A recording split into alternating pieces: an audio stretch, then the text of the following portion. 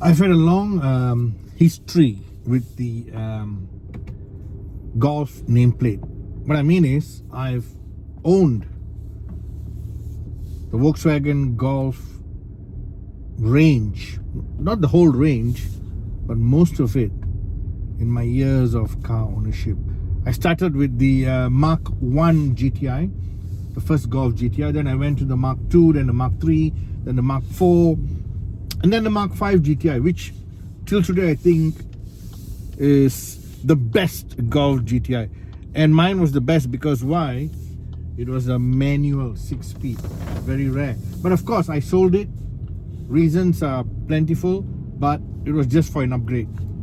I regret selling it. Now, over the years of owning Volkswagen Golf, one thing I realized is there was always an upgraded model which I missed out, and that would be the Golf R.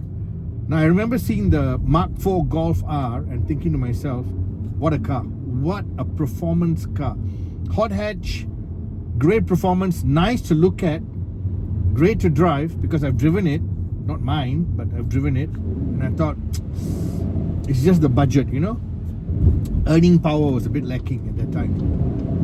And then of course you had the Mark V Golf R, which was, wow, that was one of the best.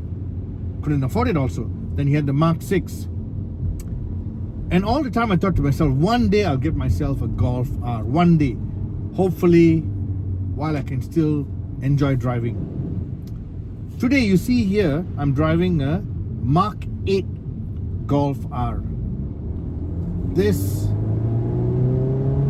is an insanely fast car. 0 to 100 in 4.8 seconds. We're on public roads, so I'm not going to push it hard. I'm just giving you like a teaser taste.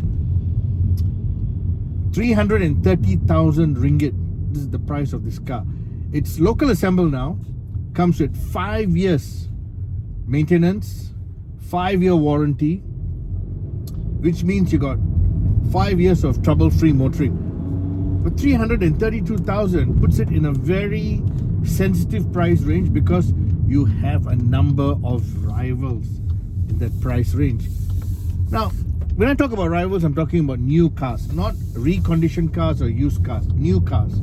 So of course you have the usual suspects from Europe, and then you have a few Japanese. The Japanese have come in and just rocked the market. I'm talking about the Civic Type R and the GR Corolla, the newest player in the market. Now the GR Corolla is just insane also in terms of power delivery. But you see so many of the Civic Type R. They're everywhere, and the grey market guys are just enjoying sales because people can't get enough of the Type R. But you have forgotten about the Golf R, and I think you should at least take it for a test drive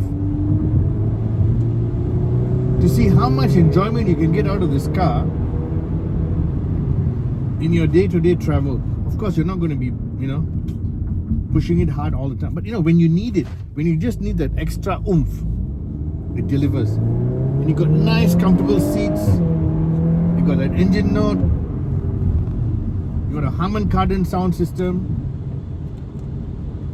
nice communicative steering, and now like with all new cars you got, you know, fancy infotainment system. See, predictive touch, I don't even have to touch it, just go close and then it starts working. So a lot of features, a lot of tech, a lot of power. Imagine under 5 seconds you get in this car, and you know, between 5 seconds and 3 seconds, it's a blink of an eye difference. You know, you will not really feel it. Put it in sports mode and it's just insane. So I'm saying go and test drive the Golf R if you're looking for a performance car, performance hatch, before you make that final decision on an alternative. Because if I had the money, I think this is what I like to bring home.